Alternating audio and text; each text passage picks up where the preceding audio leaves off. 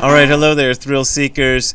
That was a little bit of the REM song Talk About the Passion, because today I want to talk about compassion. It's a stretch, but there are no good songs about compassion. I was looking up on Google this morning, I couldn't find any. So that's what I got. So I got a question, and as you know, since before your sun burned hot in space and before your race was born, I have awaited a question. And this was from a reader in Germany, Deutschland, who said, let's see, is compassion not provided for or meaningless in Soto Zen? And he goes on to talk about how he's been listening to a Rinzai teacher and a Tibetan teacher, and they talk about compassion, but you don't find much about compassion in Dogen's writings and in the Soto teachings. So, all right, let me try to encapsulate my own sort of journey with this, as the kids say. The kids always like to call everything a journey, don't they, these days? So, when I moved back to the United States in late 2004 at the behest of Tsuburaya Productions to run their Los Angeles office, this afforded me my first chance to actually go to the San Francisco Zen Center. Now, San Francisco is a long way from Los Angeles. I had no concept before I moved out to California. I used to drive from Akron, Ohio to New York City sometimes back when I lived in Akron. And the drive was about 8 hours to go across 3 states, Ohio, Pennsylvania, New York. Oh, maybe 4, because I think you went through New Jersey for a minute or two there. And that's about how long it takes to get from Los Angeles to San Francisco. But I did it. I believe I was up there maybe 2005 probably to oversee Ultraman's appearance I think we were showing a film. I don't know if we had a personal appearance by a guy in an Ultraman suit. I can't remember. Anyway, I was up there for my friend Bob Johnson was doing an Ultraman sort of a film festival up there, and I was up there, and I used the opportunity to go take a look at the San Francisco Zen Center, which I'd heard about, of course, a lot, but I'd never been to. I'd been studying Zen for almost 20 years by then, and I'd never been to the San Francisco Zen Center, but of course you always hear about it. And when I happened to be there, they have these, I bought one of these one of the times I was up there, this daily sutras, verses, and texts that they work out of, and they go on a kind of rotating basis, so they do different chants for different days. And the one particular day, I think it was a Saturday, I think Saturday's their day when they have their main event there, happened to be one of the days when they chant this, the loving kindness meditation.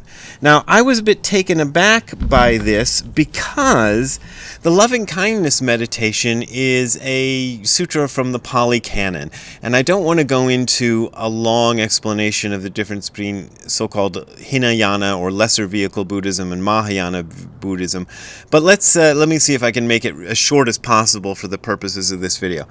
There's 2 forms of Buddhism, 2 major strains of Buddhism, which are the so-called lesser vehicle and Mahayana, the great vehicle. Lesser vehicle is kind of deemed a pejorative way of saying it, a little bit insulting, so people don't like to use the word Hinayana or lesser vehicle, but that's kind of the technical name for it, and I don't really think we need to read into any sort of anything else and make it insulting.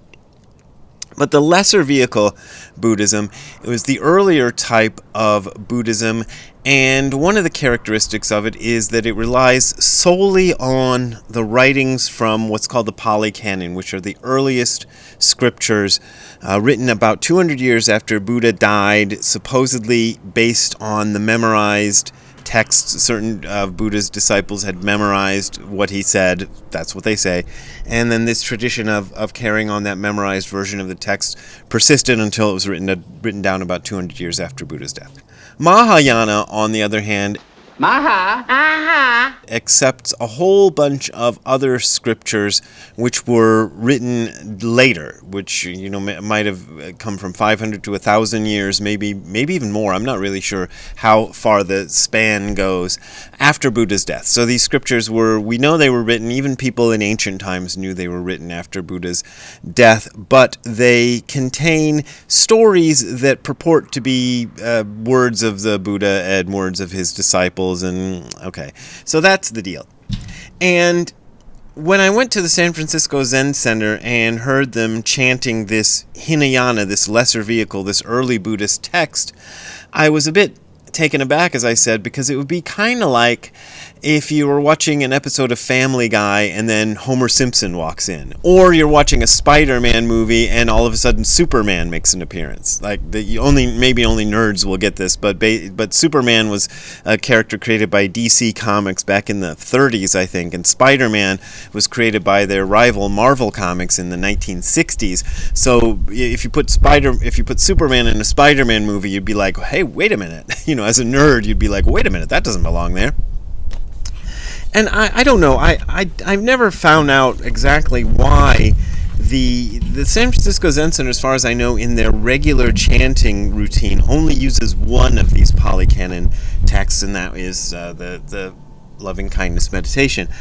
I'm going to assume they chose it because it talks about, it doesn't actually say the word compassion, but it talks about compassion, and it's very easy to understand, and it's very sort of lovely, and probably I'm going to guess that Shunryu Suzuki might have chosen to include it because it might make Christians feel kind of good, because it kind of sounds a little bit Christian. And it's really short, so let me read you most of it, or maybe I can get through all of it. Let's try. And I'm sorry if the wind, I don't know, I've got a wind screen on my microphone, and I hope it's not picking up too much of the wind, because it's crazy windy out here today. But, I hope you can deal with that. Okay, here it goes. This is what should be accomplished by the one who is wise, who seeks the good and has obtained peace. Let one be strenuous, upright, and sincere, without pride, easily contented and joyous. Let one not be submerged by the things of the world. Let one not take upon oneself the burdens of riches. Let one's senses be controlled. Let one be wise, but not puffed up. Let one not desire great possessions, even for one's own family. Let one do nothing that is mean or that the wise would reprove. May all beings be happy. May they be joyous and live in safety. All living beings, whether weak or strong, in high or middle or low realms of existence, small or great, visible or invisible, near or far, born or to be born, may all beings be happy, and so on and so forth. Let's just skip to another line a little bit down. Standing or walking, sitting or lying down during all one's waking hours, let one practice the way with gratitude, and the one who achieves the way will be free from the duality of birth and death. So, that sounds real sweet, and I don't like to disparage anything in the sort of accepted Buddhist canon, but I don't know. To me, it's real sweet and nice, and a little bit like Sunday school-ish. I'm sorry. It's nice. I'm not trying to say it's bad, but it's not as deep as one could go, and Zen is known for kind of going really deeply into philosophical problems.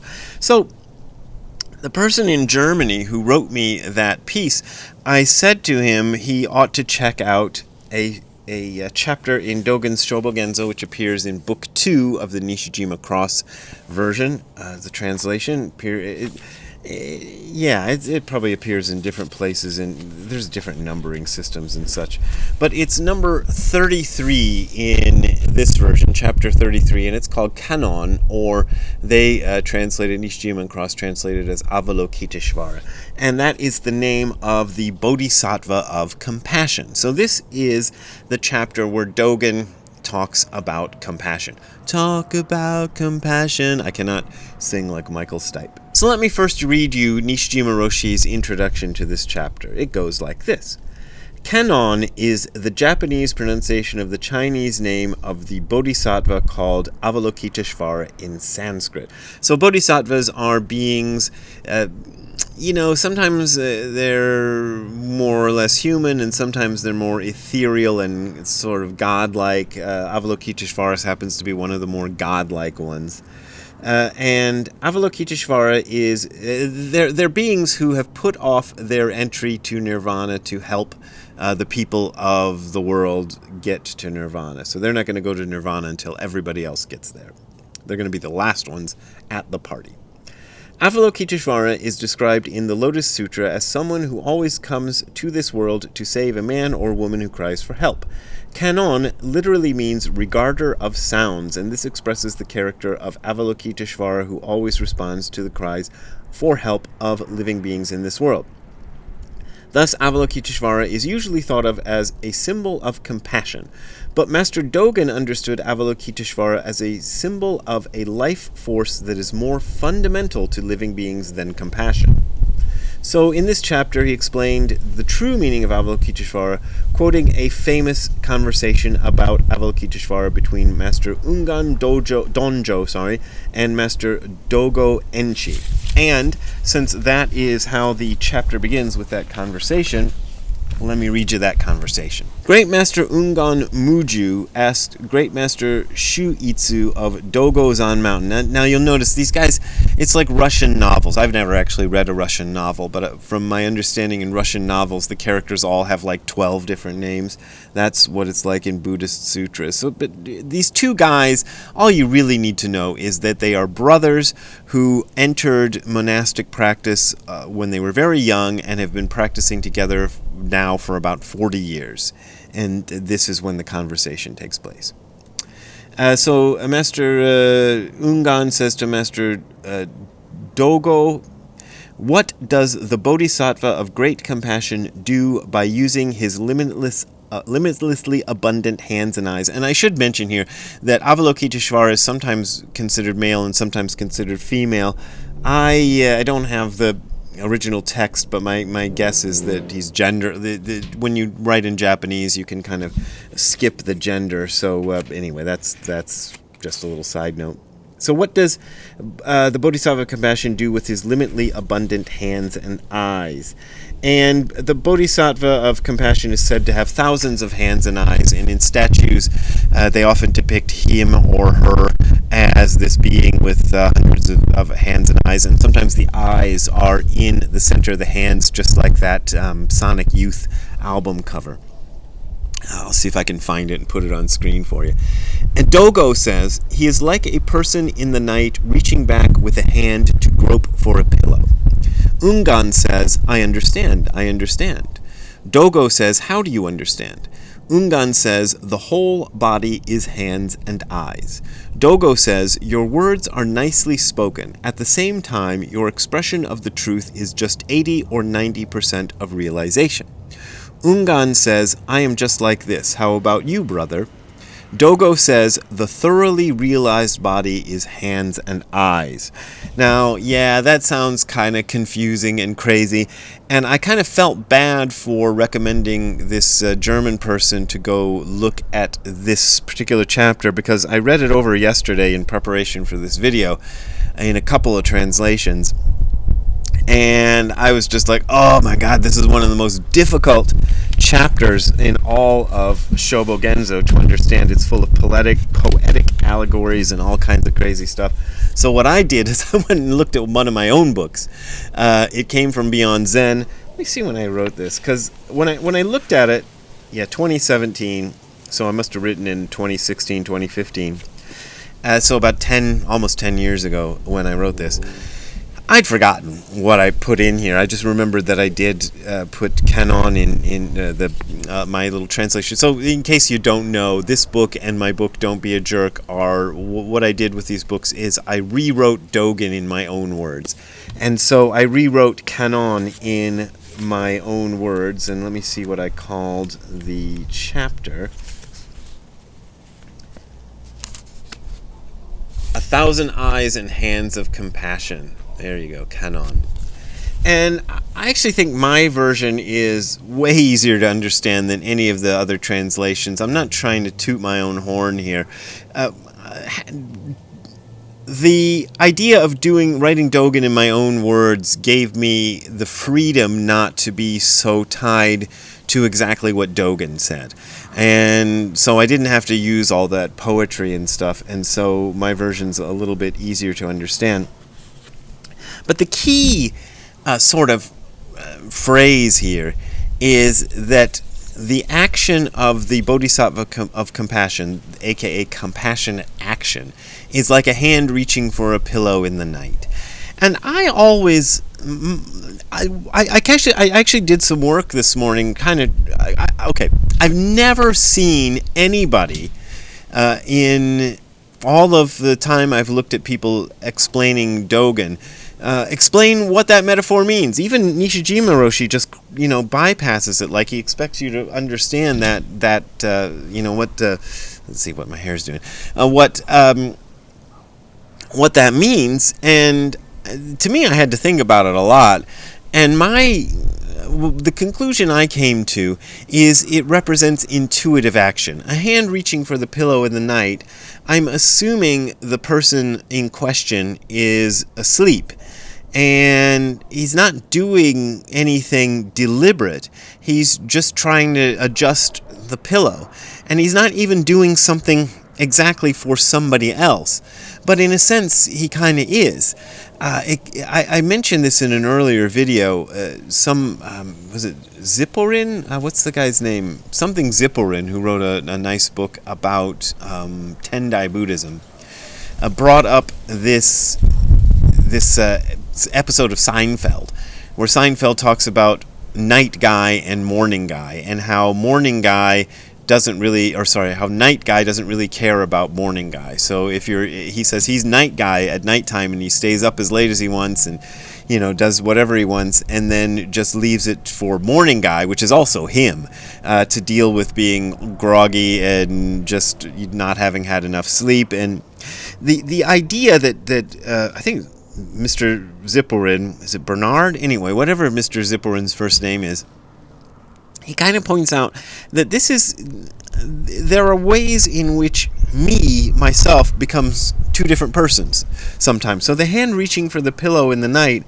is kind of sleep guy trying to help morning guy out, even though they're what we call the same person, and that the action of compassion is kind of the same sort of thing. It's an intuitive action that takes place without intention. And I had a little bit of confirmation for the view that I took, because this morning I just happened to check out this is a really hard to find translation, and this was sort of the standard Dogen translation for many years in English, the first complete English translation, but a lot of people don't like it these days. I think it's got some merit myself, but it's almost as much of a paraphrase of Dogen as my book, It Came From Beyond Zen. It doesn't really follow Dogen's exact words.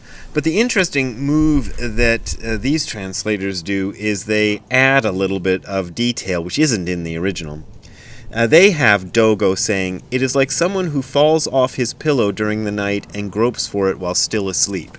So they interpret it apparently the same way I do, as it's an intuitive action that takes place without intention, without any sort of like, I am going to go out right now and be compassionate to somebody. And to me, that's the difference between the loving kindness meditation and Dogen's way of talking about interpretation, compassion, not interpretation. Dogen's interpretation of compassion is kind of what I meant to say.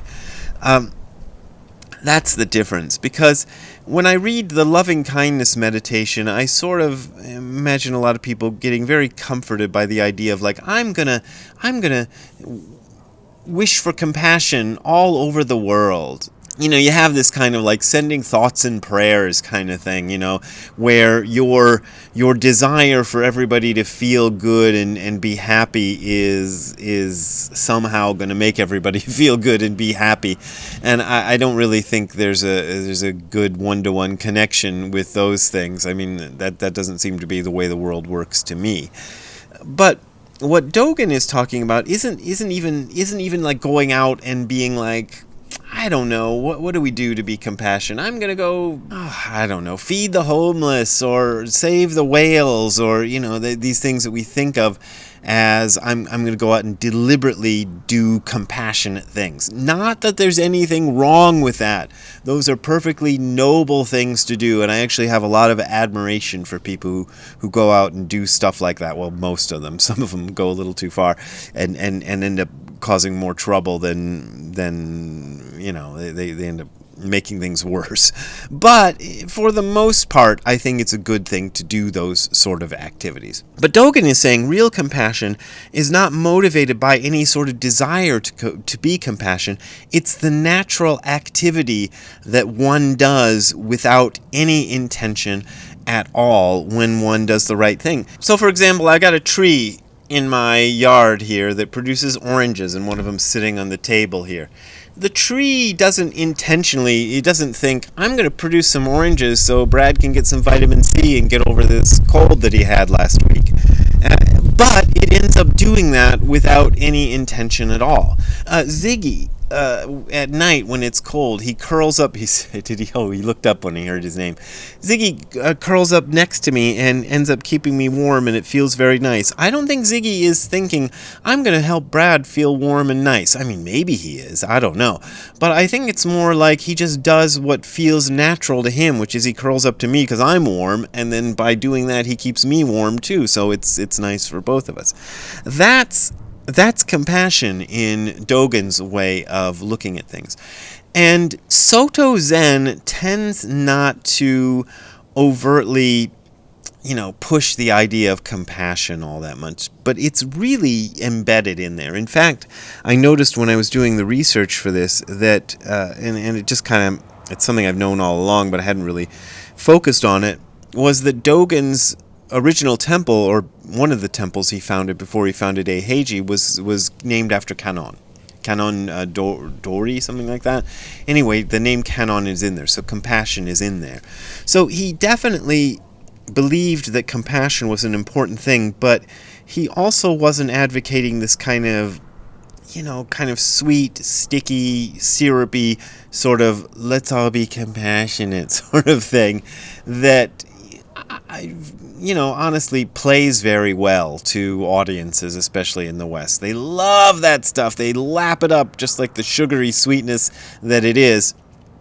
And Dogen, I think, wanted to get to something a little bit deeper about compassion. So there you go. If you want to read Kannon, I hate to sound like somebody advertising his own book, but really I think my version of it is a heck of a lot more readable than any of the translations. And yeah, it's not exactly what Dogen said, but there's plenty of notes. I did a whole lot of stuff to make sure there was tons of notes so you would know which parts were written by me and which parts were written by Dogen in this. Oh wow, I hit the laptop here. Anyway, that's Dogen's take on compassion, and I hope that wasn't too confusing. And I should point out that there's a lot of other ideas in Dogen's, well, we can hold up Dogen's actual thing. Dogen spends a lot of time really, really trying to dig into what this intuitive action entails and how it's natural, but he does it in this really, really poetic way that's real difficult to understand. But he goes very deeply into this idea of compassion as intuitive action in that essay Kannon. So there you go. Go read it for yourself, or go read my version, and I hope you enjoy it. If you want to donate to me, if you want to do something compassionate and donate to me, there is a URL appearing on your screen below, which is hardcorezen.info/donate. That is hardcorezen.info/donate. That's where you can find my PayPal and Patreon accounts, the links to them, and you can send me a donation, but you don't got to support me if you don't want to support me. Those links are also, should be, if I remember to do it, in the description below if you're watching this on YouTube. All right. Have a good time all the time. Thank you for watching, and we'll see you next time. Laters. Ziggy loves laying in the sunbeam. That's how the sunbeam gives him compassion. The sunbeam has compassion, or the sun has compassion for Ziggy and gives him a little sunbeam to lay in. And I don't think the sun thinks too much about that, or Ziggy thinks too much. Ziggy, Look over here. Look over here. Look at me. All right, Ziggy. We'll see you later.